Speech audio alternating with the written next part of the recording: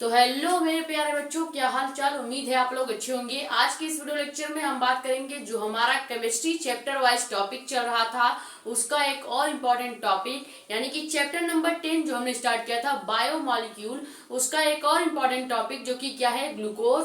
Glucose के निर्माण की विधियां, रासायनिक गुण के आधार पर ग्लूकोज और भौतिक गुण के आधार पर ग्लूकोज कैसा होता है, ये हम देखेंगे। कल के वीडियो लेक्चर में हमने आपको बताया था कि बेसिक लेक्चर जो कि क्या है कि कार्बोहाइड्रेट्स क्या होते हैं। कार्बोहाइड्रेट्स वो होते हैं जिनमें आपको एल्डिहाइड या कीटोनिक ग्रुप देखने को मिलता है, वो सभी मॉलिक्यूल आपके कार्बोहाइड्रेट होते हैं। तो कार्बोहाइड्रेट क्या है, कार्बोहाइड्रेट के निर्माण की विधियां और उसका रासायनिक और फिजिकल प्रॉपर्टी के आधार पे कार्बोहाइड्रेट कितने भागों में है, ये हमने डिटेल में देखा था। वो वीडियो अगर आपको देखनी है तो आप केमिस्ट्री के प्लेलिस्ट से जाके देख सकते हैं, जो कि क्या है, class 12 chemistry important question by Sakshi Mishra के नाम से आपको प्लेलिस्ट मिल जाएगी। वहां पर आपको चैप्टर नंबर 1 से लेके 9 तक जितने भी टॉपिक हैं वो टॉपिक वाइज वीडियो प्रोवाइड की गई है। वहां से जाके आप वीडियोस देख सकते हैं या अपने जो छूटे हुए टॉपिक हैं उनको कवर कर सकते हैं। और हमने आपको जितने भी नेम रिएक्शन है लॉन्ग वीडियो में तो करा ही रखा है, वो सभी नेम रिएक्शन हमने आपको छोटे छोटे क्लिप में शॉर्ट वीडियो में भी दे दिया है। अगर आप शॉर्ट वीडियो में सभी नेम रिएक्शंस नहीं ढूंढ पा रहे हैं तो आप एक प्लेलिस्ट में जाइए। प्लेलिस्ट का नाम क्या है, नेम रिएक्शन के नाम से आपको प्लेलिस्ट मिल जाएगा। उस प्लेलिस्ट में आपको नेम रिएक्शन जितने भी है, जैसे 20 नेम रिएक्शन हमने आपको करा रखा है और पूरे चैप्टर का देखा जाए तो केवल 20 नेम रिएक्शन ही आपको तैयार करना है। तो आप क्या करेंगे कि नेम रिएक्शन वाले प्लेलिस्ट में जाएंगे तो वहां पे केवल आपको जितने भी नेम रिएक्शन के शॉर्ट वीडियो हैं वो मिल जाएगा। तो ऐसा आपको शॉर्ट वीडियो में ढूंढना नहीं पड़ेगा कि कौन से शॉर्ट वीडियो नेम रिएक्शन का है कौन सा नहीं है। ठीक है, तो यहाँ से आप नेम रिएक्शन भी कवर कर सकते हैं। अब आज का जो टॉपिक है वो स्टार्ट करने से पहले आपको बता दें कि अगर हमारे चैनल पे आप नए हैं तो चैनल को कर लें सब्सक्राइब, ताकि ऐसी इन्फॉर्मेटिव और इम्पोर्टेंट वीडियोस मिलती रहे। ज्यादा से ज्यादा वीडियो को कर देंगे शेयर, ताकि और भी लोग जुड़ जाएं। अपने कमेंट्स या डाउट आप यहाँ पे या हमारा टेलीग्राम चैनल भी है जानकारी नीट की, वहां पे पूछ सकते हैं। अगर आपको टेलीग्राम चैनल नहीं मिल रहा है तो आप यूट्यूब के कम्युनिटी पोस्ट में जाएं, वहां पे आपको टेलीग्राम चैनल का फोटो और लिंक मिल जाएगा, वहां से आप टेलीग्राम चैनल ज्वाइन हो सकते हैं। आज का जो हमारा टॉपिक है वो क्या है, चैप्टर नंबर 10 का एक इम्पॉर्टेंट टॉपिक जो कि है ग्लूकोज। हमने आपको कार्बोहाइड्रेट पढ़ा ही दिया है, लेकिन कल हमने आपको ग्लूकोज थोड़ा सा बताया था कि ग्लूकोज का स्ट्रक्चरल फार्मूला क्या होता है, ओपन फार्मूला या उसका क्लोज स्ट्रक्चर फार्मूला क्या होता है। आज हम डिटेल में ग्लूकोज के बारे में ही पढ़ेंगे, तो आपको आज ग्लूकोज के बारे में डिटेल में पढ़ने को मिलेगा। कल आपको एक आखिरी वीडियो लेक्चर मिलेगा इस चैप्टर का, जो कि होगा विटामिन क्या है और टाइप्स ऑफ विटामिन। और उसके बाद जो आपका ये चैप्टर नंबर 10 है, या कह सकते हैं पूरा जो केमिस्ट्री है वो आपका खत्म हो जाएगा, क्योंकि केमिस्ट्री में 10 ही चैप्टर है आपके 12th तक, या 12th केमिस्ट्री में 10 ही चैप्टर है। तो हमने आपको 10 चैप्टर पूरा कंप्लीट करा दिया होगा चैप्टर वाइज जो आपका टॉपिक है उसके अकॉर्डिंग। यानी कि हमने आपको एक चैप्टर में कम से कम 5 से 6 लेक्चर दिए होंगे, यानी कि जितने टॉपिक है उतने लेक्चर हैं। ठीक है, तो जैसे चैप्टर नंबर 10 में 3 ही टॉपिक है, कार्बोहाइड्रेट, ग्लूकोज और विटामिन। तो हमने कार्बोहाइड्रेट कल पढ़ा दिया, आज ग्लूकोज पढ़ाएंगे, कल आपको विटामिन का लेक्चर मिल जाएगा। यानी कि कल आपका केमिस्ट्री खत्म हो जाएगा और हम उसके बाद फिर आपको इम्पोर्टेंट जो क्वेश्चन होंगे उसके वीडियोज देंगे इसी प्लेलिस्ट में। ठीक है, जैसे कि हमने आपको अभी तो ऑब्जेक्टिव क्वेश्चन के 2 इम्पोर्टेंट वीडियो दे रखे हैं। पहला 1 घंटे का है जिसमें हमने आपको फिजिकल प्रॉपर्टी के ज्यादा ऑब्जेक्टिव क्वेश्चन कराए हैं और थोड़े बहुत इनऑर्गेनिक केमिस्ट्री के ऑब्जेक्टिव क्वेश्चन कराए हुए हैं। फिर सेकंड वीडियो में हमने आपको जितने इनऑर्गेनिक केमिस्ट्री के आए हुए पीवाईक्यू हैं, ऑब्जेक्टिव क्वेश्चन है, वो कराया है। तो ऑब्जेक्टिव क्वेश्चन के 2 वीडियो हमने आपको दे दिए हैं, इसी प्लेलिस्ट में आपको वो वीडियो मिल जाएगा। और अभी आपको एक इम्पॉर्टेंट वीडियो देना है जो रिएक्शन का है, और वो कौन से रिएक्शन का है, जो ऐसे पूछा जाता है कि क्या होता है जब ईथर की क्रिया इसके साथ कराएं, या क्या होता है जब, ये जो क्वेश्चन आता है क्या होता है जब वाला, इसका एक अलग से आपको वीडियो मिलेगा। और उसमें कम से कम 15 से 20 ऐसे रिएक्शन हम कराएंगे जो हर साल किसी न किसी सेट में आपको दिखे होंगे या हर साल किसी न किसी सेट में आते हैं। इसका हम आपको प्रूफ भी देंगे कि आया है या नहीं आया है, और आया है तो कितने कितने साल पे कितनी बार ये रिएक्शंस पूछे गए हैं। और ये जो क्या होता है जब वाले रिएक्शन होंगे, ये हम आपको शॉर्ट वीडियो में भी प्रोवाइड करा देंगे और उन शॉर्ट वीडियो का भी एक अलग प्लेलिस्ट बना देंगे। ठीक है, तो कम से कम 15 रिएक्शन आपको क्या होता है जब का मिलने वाला है, और इसके रिएक्शन का जो वीडियो है वो सब शॉर्ट वीडियो में भी मिल जाएगा और उसका एक अलग प्लेलिस्ट भी बन जाएगा। यानी आपको कुछ नहीं करना है, केवल प्लेलिस्ट में जाना है, नेम रिएक्शन देखना है तो नेम रिएक्शन का प्लेलिस्ट खोल लीजिए। अगर आपको फिर उसके बाद क्या होता है जब वाले रिएक्शन देखने हैं तो आप क्या होता है जब इस नाम से हम प्लेलिस्ट बनाएंगे तो आप उसी नाम से वो प्लेलिस्ट भी चेक कर लीजिएगा। और अगर आपको ऑब्जेक्टिव क्वेश्चन या 2 नंबर वाले या 3 नंबर वाले इंपॉर्टेंट क्वेश्चन चाहिए तो आप class 12 chemistry important question by Sakshi Mishra वाले प्लेलिस्ट में जाएंगे तो उसमें आपको चैप्टर वाइज टॉपिक भी मिल जाएगा, ऑब्जेक्टिव क्वेश्चन भी मिल जाएगा, 2 नंबर और 3 नंबर वाले क्वेश्चन भी मिल जाएंगे। यानी पूरा केमिस्ट्री में आपको कवर करा देंगे। और फिजिक्स हमने करा ही रखा है, आपको डेरिवेशन सभी करा दिए हैं और न्यूमेरिकल्स के 6 चैप्टर तक वन शॉट दे दिए हैं। उसके बाद आपको जितने भी आपके डेरिवेशन है वो तो करा ही रखे हैं, 3 नंबर वाले जितने क्वेश्चन है वो भी करा दिए हैं। और कितने इंपॉर्टेंट टॉपिक्स आपको कवर करना है या 100 इंपॉर्टेंट क्वेश्चन का आपको नाम बता दिया है कि अगर आपने वो 100 इंपॉर्टेंट टॉपिक या क्वेश्चन पढ़ लिया तो कम से कम आपके फिजिक्स आधा से ज्यादा जो फिजिक्स है 70 नंबर के अंदर का जो फिजिक्स है वो कम से कम 65 या 60 नंबर तक आपका तैयार हो जाएगा। ठीक है, तो जो हमारा टॉपिक है वो क्या है, ग्लूकोज के निर्माण की विधियां। ग्लूकोज के निर्माण की हमें 2 विधि देखनी है, 2 विधि से ज्यादा आपको नहीं देखनी है। ठीक है, यानी अगर आप 2 विधि भी लिख देंगे ग्लूकोज के निर्माण में तो भी आपका काम हो जाएगा। तो ग्लूकोज के निर्माण की विधि में पहला निर्माण की विधि क्या है कि गन्ने की शर्करा। अब गन्ने की शर्करा सुक्रोज को कहा जाता है, हमने आपको बताया था जब हमने सिरका पढ़ाया था, सिरका वाला जो टॉपिक है सिरका बनाने की विधि, उसमें हमने आपको बताया था कि सुक्रोज को ही गन्ने का शर्करा भी कहा जाता है। ठीक है, तो अगर हम सुक्रोज के जल अपघटन करा दें यानी कि सुक्रोज को जल में अपघटित कर दें तब क्या ग्लूकोज का निर्माण होगा या नहीं ये देखेंगे। तो अगर हम गन्ने की शर्करा यानी सुक्रोज का जल अपघटन कराएं या उसके द्वारा देखेंगे तो क्या होगा कि तनु हाइड्रोक्लोरिक अम्ल जिसे हम HCl भी कहते हैं, अगर HCl की उपस्थिति में यानी कि प्रेजेंस ऑफ HCl एंड गन्ने की शर्करा, HCl की उपस्थिति में सुक्रोज को या कह सकते हैं गन्ने की शर्करा को 323 केल्विन पर, यानी कितना आपको टेम्परेचर रखना है 323 केल्विन पर जल अपघटित कराने पर क्या बनता है, ग्लूकोज बनता है। इस रिएक्शन के अकॉर्डिंग अगर आप HCl लेंगे और सुक्रोज का अपघटन 323 केल्विन पर कराएंगे तो ग्लूकोज बनेगा। तो करा के देख लेते हैं कि ग्लूकोज बनता है या नहीं। अब जैसे सुक्रोज का पहले आपको फॉर्मूला पता होना चाहिए, गन्ने की शर्करा को ही सुक्रोज कहा जाता है। ऑब्जेक्टिव क्वेश्चन में आ सकता है कि सुक्रोज क्या है, ऑप्शन दे देगा गन्ने की शर्करा या फिर फल की शर्करा, ऐसे करके ऑप्शन आएगा। तो अगर आपको गन्ने की शर्करा ऑप्शन दिखेगा तो वो ऑप्शन आप टिक कर देंगे। ठीक है, तो सुक्रोज का फॉर्मूला क्या होता है, C12H22O11, ये आपका सुक्रोज यानी कि गन्ने की शर्करा का फॉर्मूला होता है। अब इस सुक्रोज का हमको क्या कराना है, जल अपघटन यानी जल के साथ रिएक्शन कराना है। मान लीजिए इस सुक्रोज का हमने H2O के साथ रिएक्शन कराया या कह सकते हैं इसका अपघटन कराया, किसके प्रेजेंस में, तनु HCl यानी कि कौन हाइड्रोक्लोरिक अम्ल की उपस्थिति में। HCl का मतलब क्या है, हाइड्रोक्लोरिक अम्ल। अब हमने क्या किया कि इस सुक्रोज का जल अपघटन करा रहे हैं तनु HCl की उपस्थिति में, तो क्या बनना चाहिए, ग्लूकोज बनेगा। तो यहाँ पे देखिए जब सुक्रोज जो है वो क्या है, सुक्रोज जो है वो पॉली मोनोसेकेराइड या कह सकते हैं पॉलीसेकेराइड है। और आप जानते हैं कि पॉलीसेकेराइड क्या करता है, जल अपघटित होकर 2 मोनोसेकेराइड के अणु बनाता है। यानी कि यहाँ पे देखेंगे तो सुक्रोज अगर टूटेगा तो 2 मोनोसेकेराइड बनाएगा और मोनोसेकेराइड क्या होते हैं, ग्लूकोज और फ्रक्टोज। यानी सुक्रोज टूटेगा किसमें, पहले ग्लूकोज में फिर फ्रक्टोज में, यानी मोनोसेकेराइड के 2 अणु बन जाएंगे। तो सुक्रोज जल अपघटित करके मोनोसेकेराइड के 2 अणु यानी कि ग्लूकोज और फ्रक्टोज बनाएगा। तो यहाँ पे देखिए ग्लूकोज और फ्रक्टोज कैसे बनेगा, ग्लूकोज का फॉर्मूला क्या होता है, C6H12O6 होता है।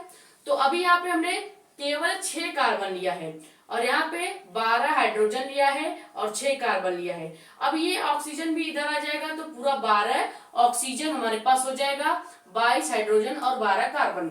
तो फिर से हम क्या कर लेंगे, C6H12O6 कर लेंगे। तो एक तो आपका ग्लूकोज बन गया, एक तो आपका क्या बन गया, ग्लूकोज बन गया, और दूसरा आपका फ्रक्टोज बन जाएगा, फ्रक्टोज बन जाएगा।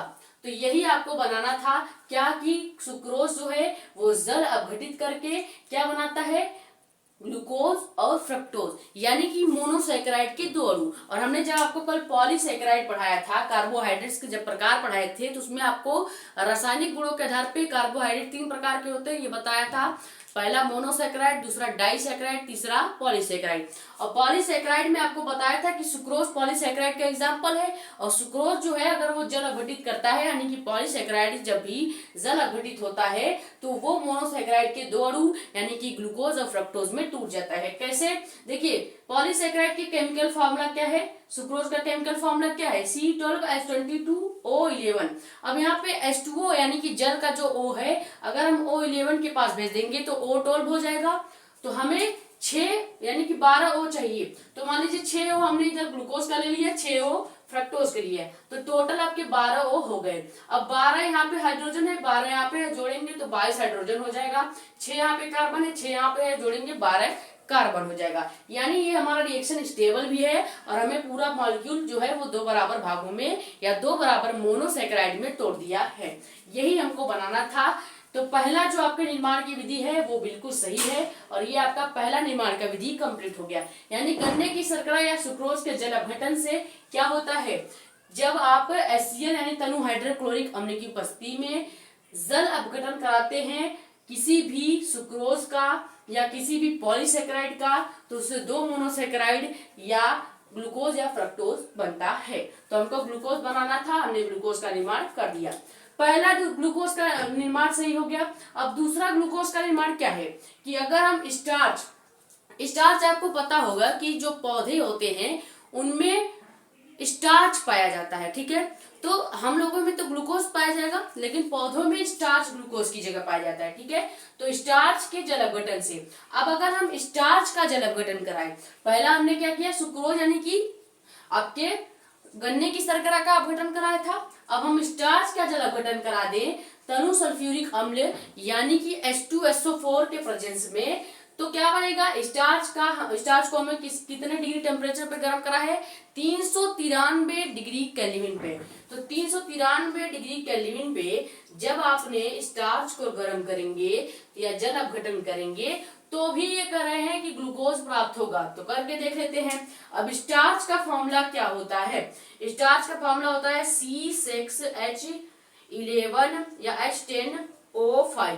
ठीक है। ये आपका स्टार्च होता है, ये आपका स्टार्च का फॉर्मूला है। ये आपको केमिकल फॉर्मूला याद करना पड़ेगा। जब 1-2 बार अब रिएक्शन प्रैक्टिस कर लेंगे तो आपको केमिकल फॉर्मूले सारे याद हो जाएंगे। जैसे स्टार्च का केमिकल फॉर्मूला क्या है, C6H10O5। अब अगर हम यहाँ पे N लिख दें तो N क्या पढ़ा जाएगा, अणुओं की संख्या। N क्या होता है, अणुओं की संख्या होती है। अब हमने C6H10O5 के बाद N लिखा है, यानी हम किसकी संख्या गिन रहे हैं, स्टार्च के अणुओं की संख्या गिन रहे हैं। समझ में आया, N का मतलब है अणुओं की संख्या। अगर हम इस स्टार्च के बाद N लगा रहे हैं यानी हम स्टार्च के अणुओं की संख्या गिन रहे हैं। अब यहाँ पे N की जगह 2 लिख देंगे तो स्टार्च के अणुओं की संख्या 2 हो जाएगी, 3 लिख देंगे तो स्टार्च के अणुओं की संख्या 3 हो जाएगी। इस प्रकार से जितने N में संख्या बढ़ाते जाएंगे उतने नंबर ऑफ अणु भी बढ़ते जाएंगे उस मॉलिक्यूल के। जैसे N की संख्या बढ़ा दी, 5 लिख दिया तो 5 स्टार्च के अणु या मॉलिक्यूल हो जाएंगे। अब हमने क्या करना है कि इस स्टार्च की जल अपघटन कराना है या इस स्टार्च का जल अपघटन कराना है। तो जब जल अपघटन कराएंगे तो यानी H2O के साथ रिएक्शन कराएंगे।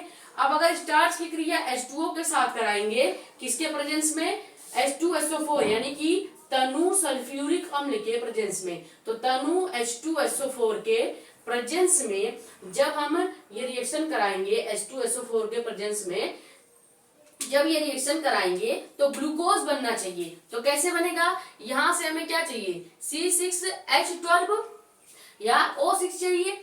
तो यहाँ पे ये O जो है वह O5 के पास आ जाएगा, तो O आपका 6 हो गया। अब यहाँ पे 10 हाइड्रोजन है, तो जो 2 हाइड्रोजन है यहाँ पे H2O का वो इस वाले 10 हाइड्रोजन के पास आ जाएगा तो हमें प्रॉपर ग्लूकोज मिल जाएगा C6H12O6।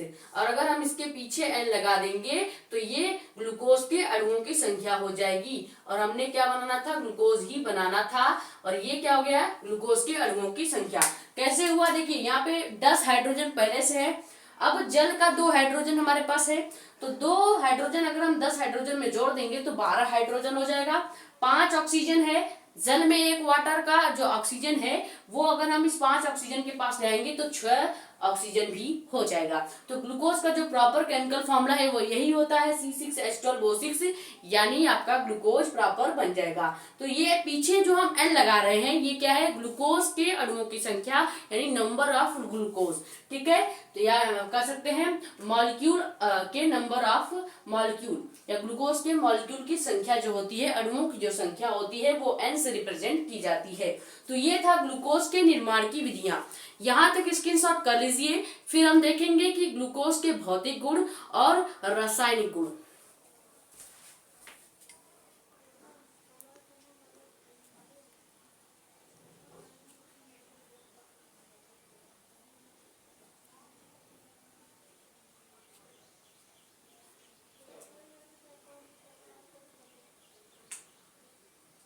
तो ग्लूकोज के भौतिक गुण क्या होते हैं, यानी कि उसका फिजिकल प्रॉपर्टी पहले देखेंगे कि आखिर ग्लूकोज फिजिकली कैसा होता है।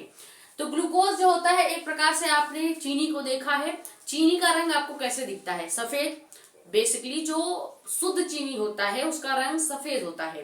ठीक है, अब आपके ऊपर डिपेंड करता है कि आप अपना दिमाग लगा के उसे कहीं कोई भी कलर मिक्स करके उसका अलग कलर कर दे तो वो बात अलग है। लेकिन नेचर में जो चीनी का रंग या आपके जो ग्लूकोन डी वगैरह होता है उसका रंग सफेद ही मिलता है। अब आपके ऊपर है कि आपने उसमें कलर मिला के या फूड कलर मिला के उसका कलर चेंज कर दिया हो तो वो बात अलग है, लेकिन उसका जो नेचुरली कलर है वो सफेद होता है। तो ग्लूकोज भी वही चीज है।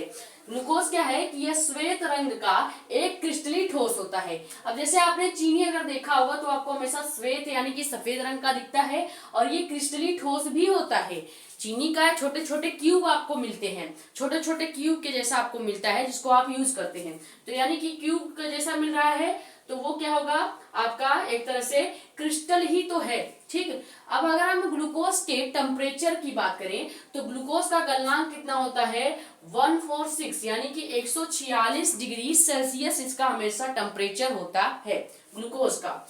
यह जल में गलनांक का मतलब है कि इसके गलने की जो प्रॉपर्टी है वो कितने डिग्री तक ग्लूकोज गल जाएगी, तो 146 डिग्री सेल्सियस ताप तक ग्लूकोज जो है आपका गल जाएगा। ठीक है, यह जल में घुलनशील होता है, यानी ग्लूकोज जो है ये वाटर में घुल जाएगा आराम से, जैसे आपका चीनी घुल जाता है, नमक घुल जाता है, ये सब।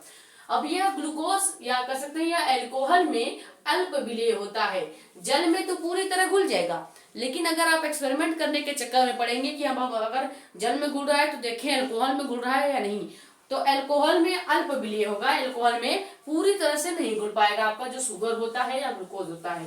ठीक है, परंतु ईथर में, अल्कोहल में तो अल्प विलेय होगा यानी कि आधा घुलेगा आधा नहीं घुलेगा, लेकिन ईथर में ये क्या हो जाएगा, अविलेय, एकदम ही नहीं घुलेगा भाई। मतलब आपका अल्कोहल में घुल जाएगा, थोड़ा बहुत घुलेगा थोड़ा बहुत रह जाएगा, लेकिन ईथर में बिल्कुल नहीं घुलेगा। ठीक है, तो ये आपका इंपॉर्टेंट पॉइंट हो गया कि जो ग्लूकोज है अल्कोहल में अल्प विलेय होता है, लेकिन ईथर में अविलेय यानी कि एकदम ही नहीं घुलता, अविलेय होता है। अब अल्कोहल चीनी के जैसा होता है या ग्लूकोन डी के जैसा होता है, तो ये स्वाद में कैसा होगा, मीठा होगा। ठीक है, अल्कोहल सॉरी आपका ग्लूकोज जो है वो स्वाद में मीठा होता है, और आपका ये दिखता कैसा है, तो श्वेत रंग का दिखता है। अब अगर हम ग्लूकोज की संरचना की बात करें, ग्लूकोज का जो क्लोज स्ट्रक्चर है वो क्या है, क्लोज केमिकल फॉर्मूला है वो C6H12O6 है, क्लोज फॉर्मूला, इसको हम बंद फॉर्मूला भी कहते हैं, बंद फॉर्मूला। क्यों, क्योंकि ये एक तरह से आपको ये याद करने में कठिन होता है, C6H12O6 ये याद करना थोड़ा सा आपको कठिन लग सकता है। तो हम क्या करेंगे, इसका ओपन स्ट्रक्चर देख लेते हैं। यानी ग्लूकोज की संरचना में अगर आप ग्लूकोज की ओपन स्ट्रक्चर देखेंगे, ये तो क्लोज स्ट्रक्चर है, अब अगर इसी स्ट्रक्चर को खोल के देखेंगे तो क्या होगा, इसमें आपको एक एल्डिहाइड ग्रुप देखने को मिलेगा, जैसे CHOH का 4 और फिर नीचे आपका क्या हो जाएगा CH2OH। ठीक है, ये आपका है ग्लूकोज का खुला स्ट्रक्चर यानी कि खुली संरचना। ठीक है, तो ये ग्लूकोज का ही फॉर्मूला है, लेकिन ये खुली स्ट्रक्चर फॉर्मूला है, एक खुली श्रृंखला वाला स्ट्रक्चर है। ठीक है, जिसमें आप देखेंगे सबसे ऊपर आपको एल्डिहाइड ग्रुप दिख रहा है, यानी कि ग्लूकोज आपका क्या होता है, कार्बोहाइड्रेट होता है। ठीक है, कैसे पता चला, क्योंकि हमने कहा था कि जिसमें CHO ग्रुप या CO या कीटोनिक ग्रुप जिसे कहा जाता है, अगर वो दिख रहा है तो इसका मतलब वो क्या हो जाएगा, आपका कार्बोहाइड्रेट हो जाएगा। तो इससे आपको ये पता चलेगा कि ग्लूकोज जो है वो कार्बोहाइड्रेट है। क्यों है, क्योंकि इसमें CHO यानी एल्डिहाइड समूह प्रेजेंट है। तो ये ग्लूकोज की संरचना हो गई और ग्लूकोज का फिजिकल प्रॉपर्टी हो गया। यहाँ तक स्क्रीनशॉट कर लीजिए। संरचना अगर आपको लिखनी हो तो लिख लीजिए, वरना ऐसा कोई इंपॉर्टेंट नहीं है, संरचना आता नहीं है। ठीक है, ये केवल आपके जानकारी के लिए हमने एक पॉइंट बना दिया कि ग्लूकोज की संरचना। यहाँ तक स्क्रीनशॉट कर लीजिए। फिर हम देखेंगे ग्लूकोज का रासायनिक गुण, यानी कि रासायनिक जो कुछ रिएक्शंस है 3-4 वो देखेंगे। 4 रिएक्शंस है, पहला अपचयन, फिर ऑक्सीकरण, फिर फेलिंग विलयन के साथ ग्लूकोज क्या क्रिया करके बनाता है, फिर टॉलन अभिकर्मक के साथ ग्लूकोज क्या क्रिया करके बनाएगा ये देखेंगे। जिसमें से फेलिंग विलयन के साथ ग्लूकोज की क्रिया और टॉलन विलयन के साथ या अभिकर्मक के साथ ग्लूकोज की क्रिया का जो रिएक्शन है, ये दोनों नेम रिएक्शन में आ जाते हैं, इसलिए बहुत ज्यादा इंपॉर्टेंट हो जाएंगे।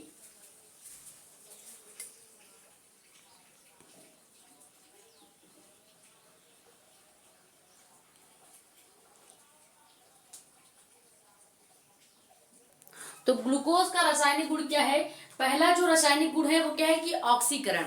यानी अगर हम ऑक्सीकरण या अपचयन, पहला आपका अपचयन है, तो मान लीजिए अगर हम अपचयन करा रहे हैं किसका, ग्लूकोज का, तो अपचयन का मतलब हमने बता रखा है कि अपचयन मतलब होता है कि आपको हाइड्रोजन के साथ क्रिया करानी है, यानी H2 के साथ आपको रिएक्शन करानी है।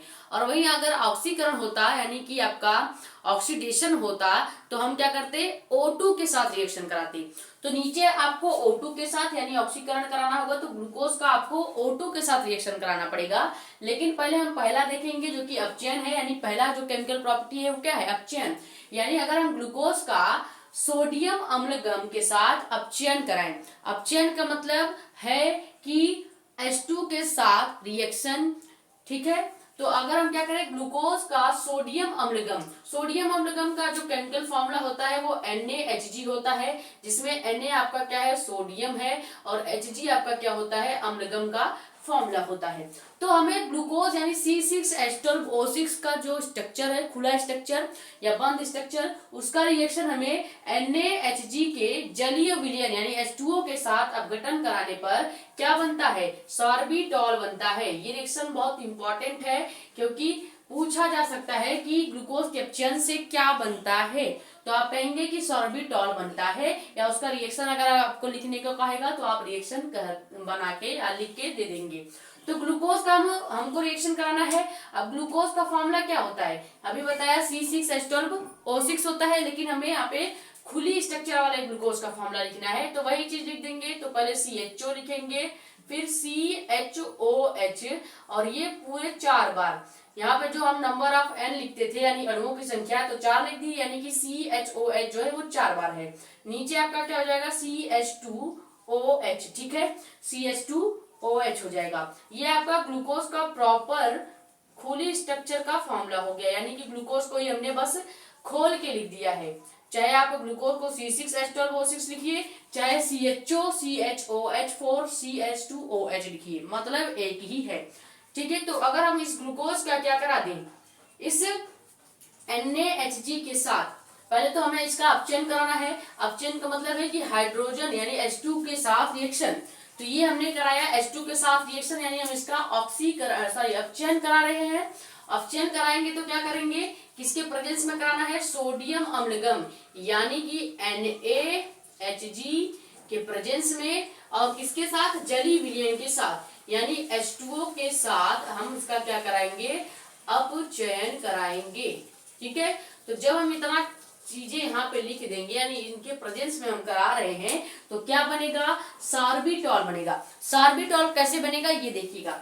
नीचे का आपको ग्लूकोज का फॉर्मूला पूरा सेम रखना है, यानी आपको CH OH4 सेम रखना है, कोई चेंज नहीं। इसके नीचे जो CH2OH दिख रहा है इसको भी सेम रखेंगे, CH2OH भी सेम रखेंगे। यानी ये हमने दोनों फॉर्मूला चेंज नहीं किया, CHOH CHOH, C2OH CH2OH, यहाँ पे भी CH2OH। अब चेंज क्या होगा, ये जो आप अपचयन करा रहे हैं वाटर मॉलिक्यूल के प्रेजेंस में, ये वाटर मॉलिक्यूल जो है ये कहाँ आ जाएगा, ये वाटर का जो H2 और O है ये यहाँ पे CHO के पास आके जुड़ जाएगा। तो यहाँ पे क्या हम लिखेंगे, यहाँ पे हम लिखेंगे CH2OH, ठीक है, CH2OH। यानी नीचे भी CH2OH ऊपर भी CH2OH अगर हो जाएगा तो आपका पूरा जो मॉलिक्यूल है ये क्या पढ़ा जाएगा, सॉर्बिटॉल। ठीक है, ये क्या बन गया, सॉर्बिटॉल बन गया। सॉर्बिटॉल कैसे बना है अभी ये भी बताएंगे। देखिए ग्लूकोज का आपका जो खुली स्ट्रक्चर होता है उसमें आपको चेंज क्या करना होता है कि पहली जो कार्बन की कड़ी होती है उसी के साथ आपको छेड़छाड़ करनी होती है। यानी आप जिसके साथ रिएक्शन कराएंगे या जो भी ले रहे हैं आप प्रेजेंस में या उपस्थिति में, वो जो मॉलिक्यूल है वो सीधे आके पहले कार्बन के मॉलिक्यूल से ही जुड़ेगा, कभी भी सेकंड या थर्ड कार्बन के मॉलिक्यूल के नहीं जुड़ेगा। तो ये आपका सेम रहेगा, इतना आपको कोई चेंज नहीं करना होगा। चाहे आप जितनी भी बार जिस भी मॉलिक्यूल के साथ रिएक्शन कराएंगे आपको सभी मॉलिक्यूल को कार्बन के पहले कड़ी से लाके जोड़ना होता है। ग्लूकोज के रिएक्शन में बता रहे हैं। तो ये ग्लूकोज का खुली स्ट्रक्चर है। तो हमने देखिए ये दोनों सेम रखा है, यहाँ पे इतना सेम है।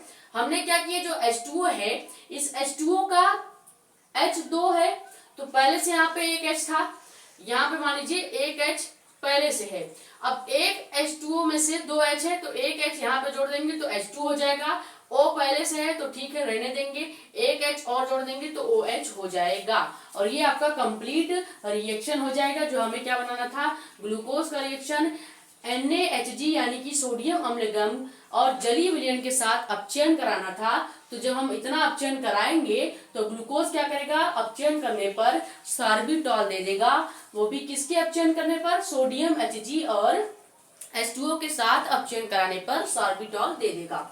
ठीक है, दूसरा रिएक्शन आपका क्या है, ऑक्सीकरण। ऑक्सीकरण का मतलब क्या है, O2 के साथ रिएक्शन यानी कि ऑक्सीडेशन।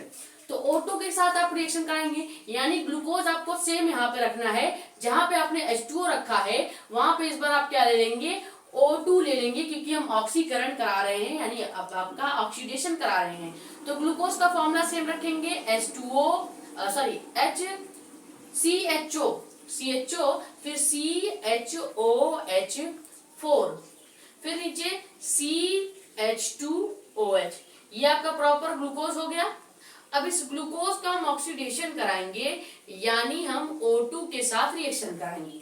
अब हमें किसके प्रेजेंस में कराना है, किसके प्रेजेंस में कराना है, तो ग्लूकोज का ब्रोमीन जल के साथ यानी Br2 के प्रेजेंस में आप ऑक्सीकरण यानी ऑक्सीडेशन करेंगे तो क्या बनेगा, ग्लूकोनिक अम्ल। अब ग्लूकोनिक अम्ल बनेगा तो आपको क्या करना होगा, ये दोनों के साथ छेड़छाड़ नहीं करना है, पहले कार्बन के साथ आपको ये O2 को यहाँ पे जोड़ देना होगा। क्योंकि हमने बताया है, अभी बताया कि आपको जब ग्लूकोज की खुली श्रृंखला के साथ आप रिएक्शन करते हैं तो ये नीचे के दोनों कार्बन को आपको नहीं छूना होता है, पहले कार्बन के पास आप जो भी मॉलिक्यूल लेंगे वो पहले कार्बन के पास जोड़ेंगे। तो यहाँ पे हमने ऑक्सीकरण करा रहे हैं तो इसको क्या करेंगे, पहले कार्बन के पास जोड़ेंगे। तो हमें लेना क्या है, किसकी प्रेजेंस में कराना है, ब्रोमीन जल के प्रेजेंस में। तो यहाँ पे Br2 ले लेंगे। ठीक है, ये हो गया आपका ब्रोमीन। अब जल के प्रेजेंस में भी कराना है तो यहाँ पे आप H2O लिखे या ना लिखे उसका मतलब नहीं है, तो लिख देते हैं कि जल के प्रेजेंस में यानी H2O भी कराए, लेकिन मत लिखिए क्योंकि Br2 ही रहेगा। ठीक है, तो अगर हम ग्लूकोज की क्रिया या ऑक्सीकरण कराएंगे विद प्रेजेंस ऑफ ब्रोमीन जल के प्रेजेंस में, तो यहाँ पे होगा क्या, ये जो ऑक्सीजन है यह पहले कार्बन के कड़ी से आके जुड़ेगा और नीचे का आपका सब सेम रहेगा। तो जब नीचे का सेम रहेगा तो हम क्या करेंगे, यहाँ तक हम पूरा लिख सकते हैं, इधर CHOH4 पूरा लिख देंगे सेम, और नीचे आपका CH2OH आपका सेम लिख देंगे।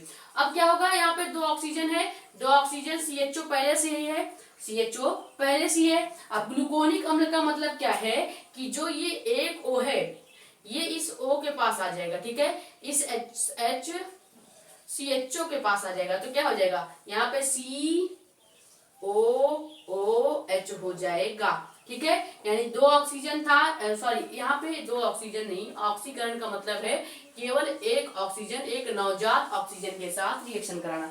ये आपका क्या पढ़ा जाएगा, अगर सिंगल ऑक्सीजन कहीं होता है तो इसको हम नवजात ऑक्सीजन पढ़ते हैं। ठीक है, अगर ऑक्सीकरण में यहाँ पे ऑक्सीकरण न देकर ऑक्सीजन लिखता तो हम O2 के साथ रिएक्शन कराते हैं, लेकिन ऑक्सीकरण है तो केवल हम O के साथ रिएक्शन कराएंगे। तो जो आपका O होगा वो क्या करेगा, इसी CHO के साथ आके जुड़ जाएगा। तो ये जो दोनों O है वो कहाँ पे आ जाएंगे, C फिर डबल O फिर H। ठीक है, तो आपका प्रॉपर ये रिएक्शन हो गया।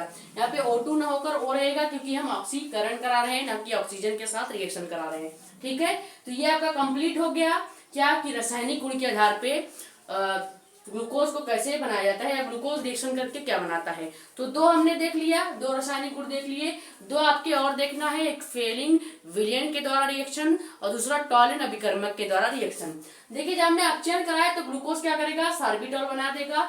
फिर जब हमने उसी ग्लूकोज का ऑक्सीकरण कराया नवजात ऑक्सीजन के प्रेजेंस में, तो नीचे क्या बन गया है आपका ग्लूकोनिक अम्ल। ग्लूकोनिक अम्ल यानी ग्लूकोज ऑक्सीकृत होकर ग्लूकोनिक अम्ल बनाता है और अपचयित होकर सार्बिटॉल बना देता है विद प्रेजेंस ऑफ NaHG यानी सोडियम अम्लकम। ठीक है, ये आपका हो गया कंप्लीट 2 केमिकल प्रॉपर्टी। अभी 2 और देखना है, ये स्क्रीनशॉट कर लीजिए, फिर हम आगे के 2 और देखते हैं।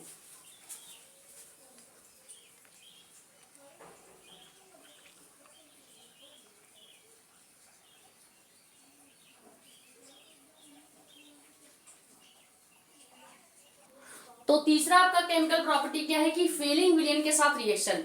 ये दोनों रिएक्शन जो हम कराएंगे इस स्लाइड में, फेलिंग विलयन के साथ रिएक्शन और टॉलिन अभिकर्मक के साथ रिएक्शन, दोनों ही बहुत ज्यादा इंपॉर्टेंट है, तो ये जरूर प्रैक्टिस कर लीजिएगा। ठीक है, तो फेलिंग विलयन के साथ रिएक्शन कराएंगे तो क्या होगा, ग्लूकोज जो है, ग्लूकोज का खुली श्रृंखला वाला हम फॉर्मूला ही लिखेंगे ताकि आपको रिएक्शन आसानी से समझ में आ जाए।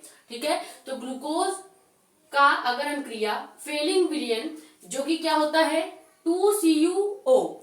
अब CuO को क्या कहा जाता है, क्यूप्रस ऑक्साइड।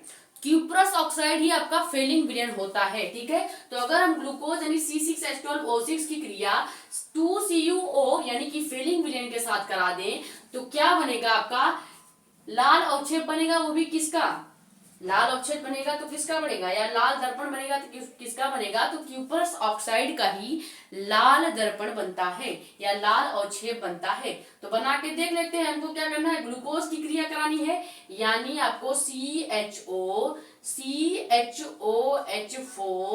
फिर CH2OH, ये आपका ग्लूकोज का फॉर्मूला है।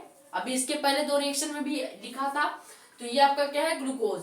अब इस ग्लूकोज की क्रिया हमने किसके साथ करा देनी है, इस ग्लूकोज की क्रिया हमने फेलिंग विलयन के साथ यानी कि 2CuO के साथ करानी है, 2CuO।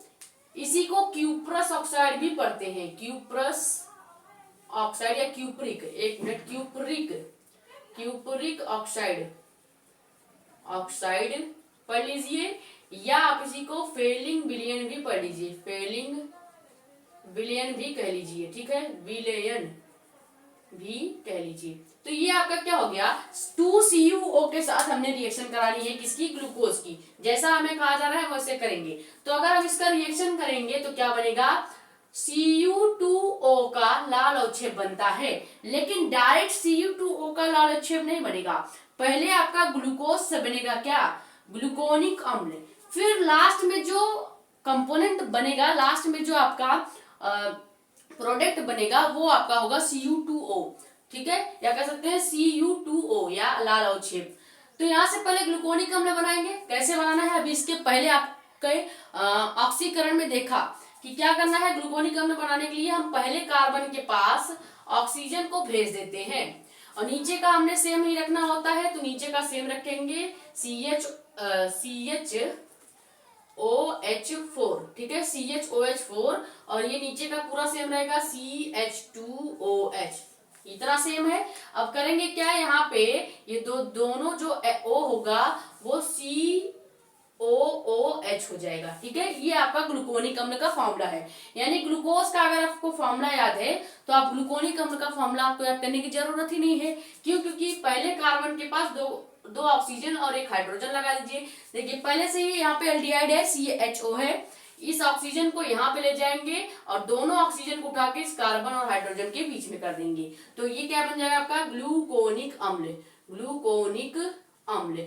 तो पहले आपका बनेगा ग्लूकोनिक अम्ल, फिर लास्ट जो प्रोडक्ट बनेगा वो आपका बन जाएगा क्यूप्रस ऑक्साइड। कैसे?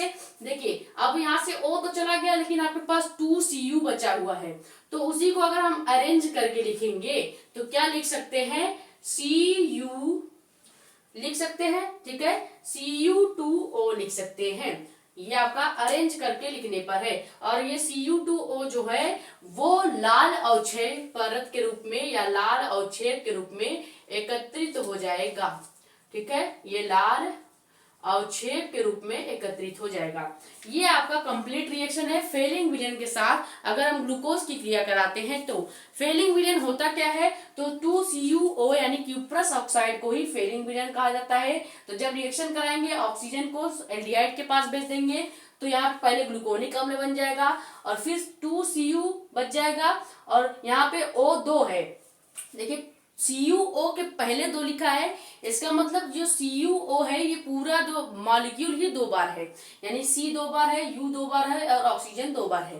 तो हमने एक O को भेजा है, अभी एक O बचा था तो एक O हो जाएगा और Cu और फिर 2 जो संख्या है उसको हम इधर Cu के बाद लिख देंगे, यानी आपका क्या बन जाएगा, क्यूप्रस ऑक्साइड का लाल अवक्षय परत बन जाएगा। और जो कि अवक्षय परत है तो एकत्रित हो जाएगा, इसलिए हमने एरो का निशान नीचे बनाया है। ठीक है, ये आपका फेलिंग विलेन के साथ रिएक्शन है, बहुत इंपॉर्टेंट है क्योंकि नेम रिएक्शन में आ जाता है। फिर सेकंड आपका टॉलन अभिकर्मक के साथ रिएक्शन, सेम रिएक्शन होगा, आपको चेंज क्या करना होगा, जहां पे आपने अब क्यूप्रस ऑक्साइड लिया था यानी 2CuO लिया था, इधर आपको अब लेना है क्या, Ag2O जो कि टॉलन अभिकर्मक होता है। ठीक है, टॉलन अभिकर्मक जो है इसका फॉर्मूला क्या होता है, Ag2O। ठीक है, ये आपका टॉलन अभिकर्मक का केमिकल फॉर्मूला है। तो हमें क्या कराना है कि ग्लूकोज की क्रिया करानी है, तो पहले ग्लूकोज का फिर से यही फॉर्मूला लिखेंगे, CHO फिर CHOH4 फिर CH2OH, ये आपका क्या हो गया, ग्लूकोज हो गया। अब इस ग्लूकोज की क्रिया हमें किसके साथ करानी है, टॉलन अभिकर्मक यानी Ag2O के साथ। तो इसकी क्रिया हम मान लीजिए Ag2O यानी टॉलन अभिकर्मक के साथ कराएंगे, टॉलन अभिकर्मक के साथ कराएंगे तो क्या बनेगा, रजत दर्पण बनेगा। यानी हम लास्ट प्रोडक्ट देख रहे हैं कि क्या बन रहा है, जैसे यहाँ पे लास्ट प्रोडक्ट क्या होना, लाल अवक्षय परत, वैसे यहाँ पे सेम रिएक्शन होगा। पहले आपका क्या बन जाएगा, ग्लूकोनिक अम्ल बनेगा, यानी इतना तो सेम है, बस चेंज आपको क्या करना है, अभी देखिए ध्यान से रिएक्शन, यहाँ पे ग्लूकोनिक अम्ल तक तो सेम रखेंगे, ये दोनों कार्बन हम सेम रखेंगे, यानी CHOH4 आपका सेम रहेगा, नीचे आपका CH2OH भी सेम रहेगा। अब यहाँ से ग्लूकोनिक अम्ल बनाना है, इसका मतलब आपने जो ये ऑक्सीजन जो लिया है वो यहाँ पे एल्डिहाइड ग्रुप के पास भेज देंगे, तो COOH यानी कि ग्लूकोनिक अम्ल बन गया। और बचा क्या है, तो ऑक्सीजन तो हमने भेज दिया लेकिन अभी भी एक ऑक्सीजन बचा है, तो क्या हो जाएगा, Ag जो होगा, यहाँ ऑक्सीजन एक ही है, देखिए Ag2 है, यानी Ag आपका 2 है, जो आपका टॉलन अभिकर्मक में Ag जो समूह है वो 2 है, ऑक्सीजन आपका 1 है, तो एक ऑक्सीजन इस एल्डिहाइड ग्रुप के पास आएगा तो ऑक्सीजन का जो है वो खत्म हो जाएगा, केवल क्या बचेगा, Ag2 बचेगा। तो यहाँ पे लास्ट में Ag2 जो है वो क्या हो जाएगा, इस 2 को हम Ag के आगे ले आएंगे यानी 2Ag हो जाएगा। और यही आपका टॉलन अभिकर्मक, टॉलन का लास्ट प्रोडक्ट यानी कि रजत दर्पण बन जाएगा। ठीक है, और यही हमने बनाना था। और ये आपका क्या बना है, ग्लूकोनिक अम्ल, ग्लूकोनिक अम्ल। अब दोनों रिएक्शन अगर कंपैरिजन करके देखें तो आपको क्या करना था, पहले जब हमने फेलिंग विलेन का रिएक्शन कराया था तो सेम आपका सभी चीजें थी, केवल हमने उसका रिएक्शन किसके साथ कराना था, क्यूप्रस ऑक्साइड के साथ। अब जब टॉलन अभिकर्मक में कराएंगे तो ग्लूकोज तो सेम है, बस यहाँ पे टॉलन अभिकर्मक यानी Ag2O ले लेंगे। तो पहला प्रोडक्ट ग्लूकोज सेम होने के कारण पहला प्रोडक्ट हमेशा ग्लूकोनिक अम्ल ही बनेगा दोनों रिएक्शन में, तो ग्लूकोनिक अम्ल बन गया। लेकिन अब चूंकि हमने रिएक्शन किसके साथ कराया है, वो डिपेंड करता है आपका सेकंड प्रोडक्ट क्या बनेगा। तो अगर आपने क्यूप्रस के साथ रिएक्शन कराया होगा तो सेकंड प्रोडक्ट लाल अवक्षय परत बनेगी जो कि एकत्रित हो जाएगी। और अगर आपने टॉरैन अभिकर्मक के साथ रिएक्शन कराई है तो सेकंड प्रोडक्ट आपका रजत दर्पण बनेगा और ये भी एकत्रित हो जाएगा। तो ये था आपका कंप्लीट ग्लूकोज के निर्माण की विधियां, ग्लूकोज के भौतिक गुण और ग्लूकोज के 4 रासायनिक प्रॉपर्टी, जिसमें से 2 बहुत ज्यादा इंपॉर्टेंट है। ये दोनों इंपॉर्टेंट रिएक्शंस हैं। और पहला जो आपको जिसमें आपका सार्बिटॉल बना था, जो आपका अपचयन था, ग्लूकोज का अपचयन, वो भी बहुत ज्यादा इंपॉर्टेंट है। तो आई होप ये वीडियो आपके लिए हेल्पफुल रही होगी। अगर वीडियो पसंद आई है तो वीडियो को लाइक एंड शेयर करें ज्यादा से ज्यादा, ताकि और भी लोग जुड़ जाएं। अपने कमेंट्स या डाउट आप यहाँ पे, यह हमारा टेलीग्राम चैनल भी है जानकारी नीट की, वहां पे पूछ सकते हैं।